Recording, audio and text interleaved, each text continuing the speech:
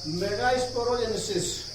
Dear students, हम लोग जो है प्रीवियस वीडियो में माइक्रो स्पोरोजेनेसिस की स्टडी किए और उसके बाद हम लोगों ने पॉलन ग्रेन्स की स्टडी किया कि उसकी स्ट्रक्चर कैसी होती है और पॉलन ग्रेन्स का क्या यूटिलाइजेशन है, उसको कैसे प्रेजेंट किया जाता है, उसमें कौन कौन सी लेयर्स होती हैं, पॉलन ट्यूब का फॉर्मेशन कैसे होता है, ये सब हमने प्रीवियस वीडियो में स्टडी कर लिया है। इसके बाद हम लोगों ने ओव्यूल या मेगा स्पोरेंजियम को स्टडी किया। अब ओव्यूल के अंदर ही एक प्रोसेस होती है mega sporogenesis.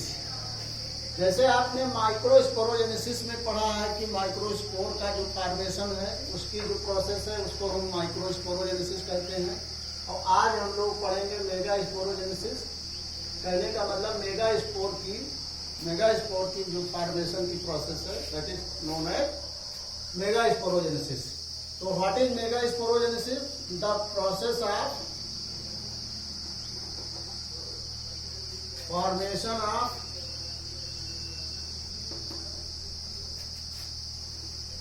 Haploid megaspores from diploid megaspore mother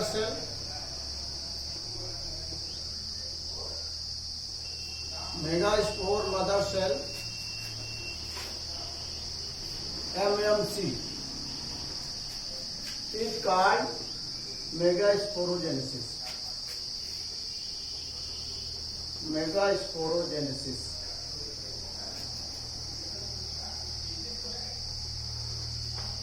देखिए, अभी आपने प्रीवियस वीडियो में जो ओव्यूल की स्ट्रक्चर पढ़ा है उसमें आपने माइक्रोपाइल की स्टडी किया है। What is micropyle? Micropyle is the opening of the ovule through which the pollen tube enters the ovule and the male gametes are discharged into the ovule to fertilize the ovule। अच्छा, उसमें जो है आपने जो micropyle पढ़ा है उसी micropyle and की तरफ जो है ये न्यूसिलस होता है। न्यूसिलस तो जो उसका इंटेगुमेंट है उसके अंदर पूरा भरा रहता है ओव्यूल के अंदर। ये जो है कॉम्पैक्टली अरेंज सेल्स होती हैं जिसको हम न्यूसिलस कहते हैं। अगर आपको याद हो तो माइक्रो स्पोरोजेनेसिस में आपने पढ़ा होगा कि माइक्रो स्पोरेंजियम में इसी तरह की सेल्स कॉम्पैक्टली अरेंज होती हैं जिनको हम स्पोरोजिनस सेल्स कहते हैं या स्पोरोजिनस टिश्यू कहते हैं। यहाँ पर उन सेल्स उसी जैसी सेल्स हैं जिसको हम न्यूसिलस बोलते हैं और इसमें रिजर्व फूड मटेरियल फिलअप रहता है जो इसके पूरे डेवलपमेंट में हेल्प करता है। तो जो ये न्यूसिलस है इसमें से कुछ सेल्स ऐसी होती हैं जो डेंस साइटोप्लाज्म उसमें फिलअप हो जाता है, मतलब उनमें साइटोप्लाज्म जो है अच्छी तरीके से फिलअप हो जाता है और वो सेल्स थोड़ा बिगर हो जाती हैं and these cells function as megaspore mother cell. ये सेल थोड़ा इलांगेट हो जाएगी, इसका साइटोप्लाज्म डेंस हो जाएगा और ये नाउ इट वर्क्स है मेगास्पोर मदर सेल। तो कहने का मतलब इसी सेल से मेगास्पोर मदर सेल से जो न्यूसिलस माइक्रोपाइलर एंड की तरफ जो न्यूसिलस है उसकी सेल्स में से कोई सेल जो है या बहुत सारी सेल्स साइटोप्लाज्म को इकट्ठा करके मेगास्पोर मदर सेल का काम करने लगती हैं और यही जो है डिवाइड हो करके मेगास्पोर टेट्राइड बनाती है। जैसे उसमें आपने पढ़ा था माइक्रोस्पोर टेट्राइड बनता है, इसमें मेगास्पोर टेट्राइड बनता है। ये जो है न्यूक्लियस है इसका। ये तो आपको पता है कि हर सेल के अंदर न्यूक्लियस होता है। ओके, अब क्या होता है कि जो ये एमएमसी है मतलब जो मेगास्पोर मदर सेल है इसका जो है फर्स्ट मियोटिक डिवीजन होगा। इट गोज या यूं कह सकते हैं कि only one meiotic division. One meiosis अभी आप कह सकते हैं, एक मियोसिस होती है। तो ये जो है डायड बनाता है, एक means group of two cells. इसमें जो है ट्रांसवर्स डिवीजन होगा। इस सेल का कैसे डिवीजन होगा? ट्रांसवर्स होगा।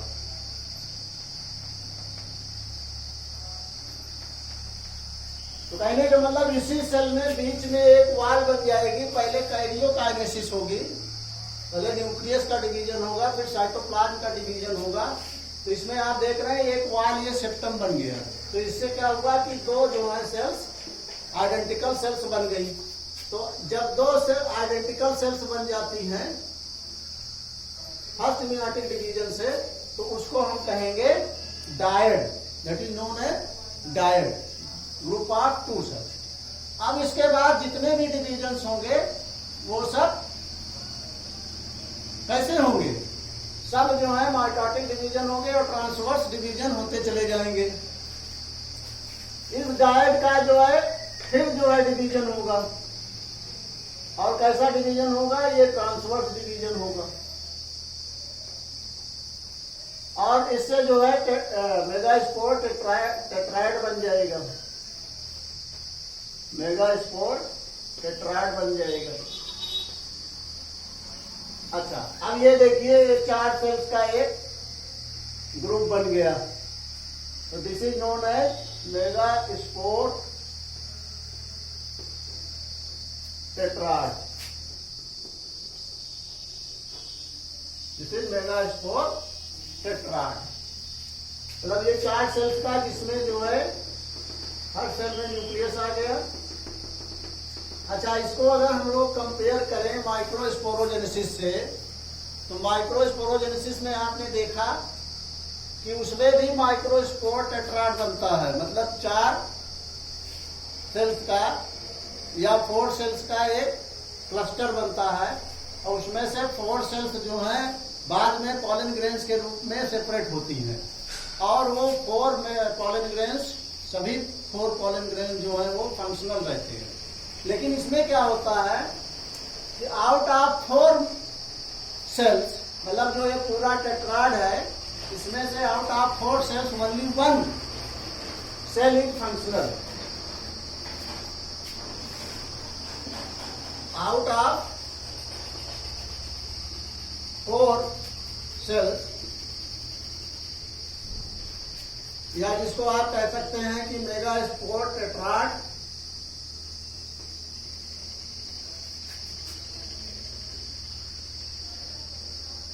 Only 1 is functional. केवल एक फंक्शनल रहता है, बाकी सब क्या हो जाते हैं? And the other 3 are degenerated. The other 3 are degenerated. कहने का मतलब क्या हुआ कि ये आप फिगर देखें, फिर से समझ लें। तो माइक्रोपाइलर एंड की तरफ जो न्यूक्लियस होता है, nucleus is the region covered by the integuments which are outer and inner integuments, whose cells are compactly arranged. इन्हीं सेल्स में से सम सेल्स जो हैं वो साइटोप्लाज्म कलेक्ट करके डेंस हो जाती हैं, और डेंस हो करके थोड़ा बिगर साइज हो जाती हैं, और दे स्टार्ट है या differentiated into megaspore mother cell. उनका डिफरेंशिएशन मेगास्पोर मदर सेल में हो जाता है। यहां पर देखें मेगास्पोर मदर सेल, ऐसी मदर जिससे मेगास्पोर का फॉर्मेशन होना है, उसका जन्म होना है। तो इसका जो है पहला मियोटिक डिवीजन होगा, तो एक डायड ऑफ सेल्स बनेगा, मतलब 2 सेल्स का एक क्लस्टर बनेगा। And surrounding these cells, this is the nucleus, and from the nucleus each cell is functioning as megaspore mother cell. इसका डायड बन गया, 2 सेल्स का क्लस्टर बन गया। फिर मेगास्पोर टेट्राइड बन गया, मतलब ये 4 सेल्स का क्लस्टर बन गया, जिसको टेट्राइड कहते हैं। इसमें से क्या होता है कि only 1 megaspore is functional, only 1 cell is functional, and rest 3 are degenerated. और उसमें क्या होता है माइक्रोस्पोरोजेनेसिस में all the 4 microspores are the pollen grains are functional. तो कहने का मतलब क्या हुआ कि अगर 25 माइक्रोस्पोर मदर सेल्स हैं तो उनसे 100 फंक्शनल पॉलन ग्रेन्स बनेंगे, और अगर 25 मेगास्पोर मदर सेल्स हैं तो उनसे केवल 25 ही फंक्शनल मेगास्पोर्स का फॉर्मेशन होगा। ये ध्यान रखना, उसमें 75 जो है 75 out of those will be degenerated. That means 75% megaspores are degenerated in the process, या यूं कह सकते हैं कि after the formation of megaspores. अब इसमें से क्या होगा कि यही जो एक मेगास्पोर फंक्शनल है, it will convert into the functional megaspore. The functional megaspore will be differentiated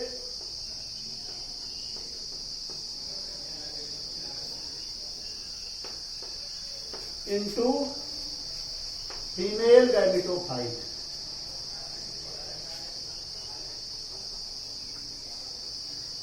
तो इसका जो एक फंक्शनल मेगास्पोर है, इसी का डिफरेंशिएशन किसमें हो जाएगा? फीमेल गैमेटोफाइट में। And what is female gametophyte? Female gametophyte is also known as embryo sac। इसी को हम लोग एम्ब्रियो सैक भी कहते हैं। तो कहने का मतलब कि जब 3 डीजनरेट हो जाएंगे मेगास्पोर, तो उसमें से एक जो बचेगा फंक्शनल, वही डिफरेंशिएट होकर एम्ब्रियो सैक बनाएगा, which is known as female gametophyte. और ये फीमेल गैमेटोफाइट के पैरेलल जो है मेल गैमेटोफाइट जो होता है, that is pollen grain, or you can say microspore. Now we will study the mega gametogenesis. What is mega gametogenesis? The formation of embryo sac from functional megaspore is called mega gametogenesis. उसको अब हम आपको by figure समझाएंगे, what is mega gametogenesis. We will study about the megagametogenesis. What is megagametogenesis? The formation of embryo sac from functional megaspore. The process of formation of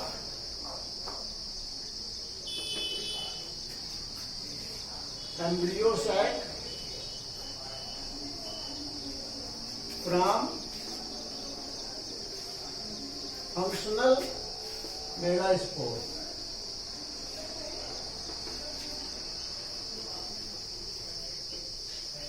अभी आपको मैंने बताया कि मेगास्पोर जो टेट्राड बन रहा है, उसमें से मतलब 4 सेल्स का एक जो ग्रुप बन रहा है, उसको मेगास्पोर टेट्राड कहते हैं।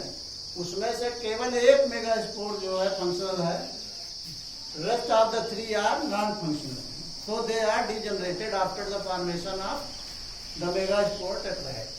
तो उसमें से जो एक फंक्शनल मेगास्पोर है, that is differentiated into or developed into embryo sac। This is the embryo sac। Okay, तो इस एम्ब्रियो सैक का मतलब इस मेगास्पोर का अब जो है माइटोटिक डिवीजन होगा। ओके, और इसे समझते चलिए आप, और आपको फिगर से समझा दे रहा हूं। एम्ब्रियो सैक में क्या होगा? एम्ब्रियो सैक का फॉर्मेशन किससे होगा? फंक्शनल मेगास्पोर से। और कैसे होगा? बाय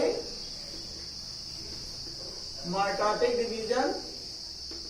इसका जो न्यूक्लियस है, न्यूक्लियस विल डिवाइड इनटू 2। इसका न्यूक्लियस जो है 2 न्यूक्लियाई में चेंज हो जाएगा। देखिए, जो मेगास्पोर था उसका जो है, उसमें एक, ये मान लीजिए मेगास्पोर है, इसमें एक न्यूक्लियस है। ये एक न्यूक्लियस जो है माइटोटिकली डिवाइड होगा, यहाँ पे माइटोसिस होगी, और जिससे 2 न्यूक्लियस बन जाएंगे and they reach toward the opposite poles of the embryo sac. ये एम्ब्रियो सैक के अपोजिट पोल्स पे चले गए, ये न्यूक्लियस है। Okay, this is the another nucleus. फिर से समझ लीजिए कि जो मेगास्पोर का एक न्यूक्लियस, मेगास्पोर सेल में एक न्यूक्लियस है, it will divide by mitosis. Mitosis में क्या होता है कि same number of chromosomes are divided into the other two nuclei. तो दोनों न्यूक्लियाई में उतने ही नंबर ऑफ क्रोमोसोम के सेट चले जाएंगे, तो इस तरह के डिवीजन को हम माइटोसिस कहते हैं। इसीलिए इसको हम इक्वेशनल डिवीजन भी कहते हैं। इक्वेशनल इसीलिए कहते हैं क्योंकि इसमें इक्वल नंबर ऑफ क्रोमोसोम्स रहता है। और जो मियोसिस होती है उसमें हाफ नंबर ऑफ क्रोमोसोम्स हो जाता है, इसीलिए उसको रिडक्शन डिवीजन कहते हैं, क्योंकि उसमें क्रोमोसोम नंबर रिड्यूस हो जा रही है। अब इसका अगेन माइटोसिस होगी तो ये 4 न्यूक्लियर स्टेज आ जाएगी। इट इज 2 न्यूक्लियर स्टेज, और ये हो गई 4 न्यूक्लियर स्टेज। जैसे एक न्यूक्लियस डिवाइड होकर माइटोसिस से 2 न्यूक्लियस में कन्वर्ट हो गया और दोनों अपोजिट पोल्स पे चले गए, और इस तरीके से अब 1 से 2 न्यूक्लियस यहां बन गया, 1 से यहां 2 बन गया डिवाइड होकर के। क्योंकि जो न्यूक्लियस है उसमें, जैसे मान लीजिए न्यूक्लियस है सेल का, तो it will constant in the middle, okay, और ये मिडिल में कॉन्स्टेंट होकर के और इससे 2 न्यूक्लियस बन जाएंगे। तो ये माइटोटिक डिवीजन होता है। बाद में इसको साइटोप्लाज्म इसके चारों ओर इसको सराउंड कर लेगा, उसके बाद एक सेल का फॉर्मेशन हो जाएगा। तो जो न्यूक्लियर डिवीजन होता है उसको हम कैरियोकाइनेसिस कहते हैं, और जो साइटोप्लाज्मिक डिवीजन होता है, मतलब साइटोप्लाज्म का बनना फॉर्मेशन होता है, that is cytokinesis. Okay, now इसका फिर से एक माइटोटिक डिवीजन होगा, और अब ये जो 4 न्यूक्लियर स्टेज है it will convert into 8 nuclear.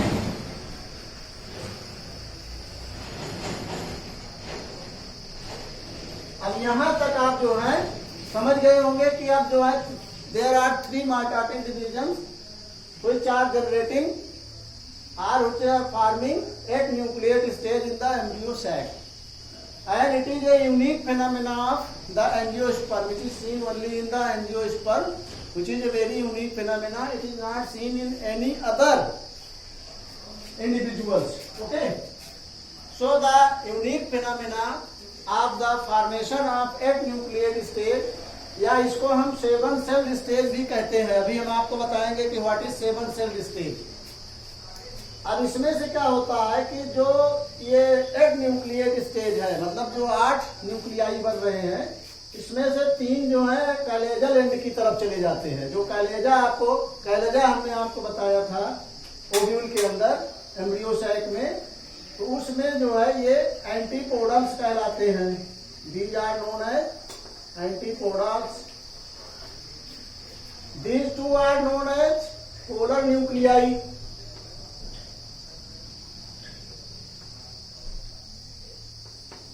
ये पोलर न्यूक्लियाई हो गए 2, and these are known as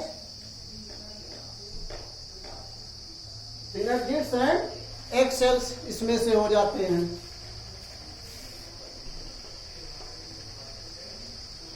इसमें से एक सिनर्जिड होता है और एक जो है एक सेल होती है। अब इधर ध्यान दीजिए कि अब इसका जब और डिफरेंशिएशन होगा तो ये दोनों पोलर न्यूक्लियाई एक जगह पे सेंट्रलाइज हो जाएंगे और एक सेंट्रल सेल बनाएंगे। तो एक सेल ये हो जाएगी, और यहाँ पर एक आप फिंगर जैसे प्रोजेक्शंस निकल आते हैं जिसको हम फिलिफॉर्म ऑपरेटस कहते हैं। फिलिफॉर्म ऑपरेटस, इसमें से 2 सेल्स जो हैं सिनर्जिड्स कहलाती हैं। एक जो है बिगर सेल जो होती है उसको हम एग या oosphere, also known as oosphere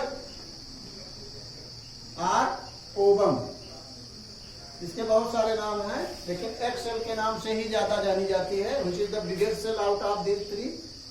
और फिलिफॉर्म ऑपरेटस इसको सपोर्ट देता रहता है। सिनर्जिड्स जो है पॉलन ट्यूब को एंटर करने में हेल्प करते हैं। माइक्रोपाइलर एंड की तरफ होते हैं। पोलर न्यूक्लियाई सेंटर में सेंट्रल सेल बनाते हैं और इसमें से ये एंटीपोडल्स हैं। ये जो एंटीपोडल्स आपको हमने यहाँ दिखाया था, अब ये इस तरफ आ जाते हैं और ये लगभग एक साइज के होते हैं। बाद में जब फर्टिलाइजेशन होता है तो these antipodals are degenerated and only एक cell is used in the fertilization and the two polar nuclei are used in the fertilization, because one of the male gametes from the pollen tube which is discharged into the embryo sac, only one of the male gamete fuses with the egg cell and other one male gamete fuses with the two polar nuclei forming the primary endosperm nucleus, जिसको हम लोग PEN कहते हैं। What is PEN? Primary endosperm nucleus. और यही बाद में जो है एंडोस्पर्म का फॉर्मेशन करता है, एक सेंट्रल सेल बनाता है जिसको बाद में हम लोग पेक कहते हैं। PEC primary endosperm cell and it is, अब ये प्राइमरी तब है जब इसका फॉर्मेशन पहले होता है, that is primary, and when it is developed into cell then it develops into the endosperm. Okay, तो ये जो है, अब आप देखिए इसमें 3 सेल यहां हो गई और एक सेल ये सेंट्रलाइज हो गया, चौथी सेल ये हो गई और 3 सेल्स ये, तो कुल 7 सेल्स बन गई और एक न्यूक्लिएट स्टेज हो गई। तो इसको हम लोग एक न्यूक्लिएट स्टेज और 7 सेल स्टेज कहते हैं। तो ये जो है एक न्यूक्लियस स्टेज और 7 cell stage, it is seen only in the embryo sac of the angiosperms, which is a unique phenomena seen in them, and this phenomena is not found in any of the other groups of the plants or animals. अब जो अगला topic हमारा होगा that will be the pollination, which is a very important topic, क्योंकि अभी तक हमने microspore बना लिया, माइक्रोस्पोरोजेनेसिस से हमने मेगास्पोर्स बना लिया, एम्ब्रियो सैक का फॉर्मेशन हो गया। अब जो है फर्टिलाइजेशन के लिए बिल्कुल जो है स्थितियां या सिचुएशंस जो है बिल्कुल रेडी हैं। अब पॉलन ग्रेन्स का पहुंचना जरूरी है on the female reproductive unit, that is pistil. तो पॉलन पिस्टिल इंटरेक्शन उसके बाद आपको हम पढ़ाएंगे, लेकिन सबसे पहले हम लोग पॉलिनेशन पढ़ेंगे। And we will study about pollination, its types, its agents, its biotic, abiotic agents, everything in our next video, in our upcoming video. As always, you will be provided the questions, you have to solve them and you have to revise all those things. If there is any problem, you will be always ready to contact me. I am always ready to answer you, to reply you. Have a nice day. Thank you very much.